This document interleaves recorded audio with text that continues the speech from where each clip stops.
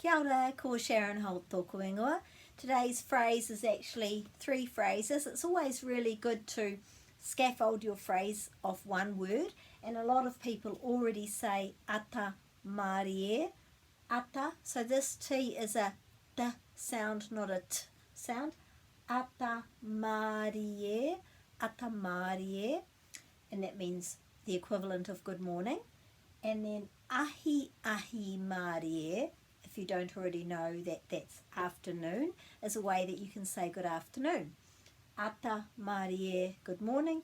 Ahi Māori e, good afternoon. Ahi, because ahi is the word for afternoon.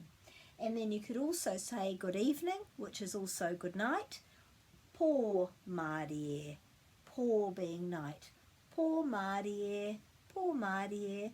So those are all of those scaffold off the word Māori e.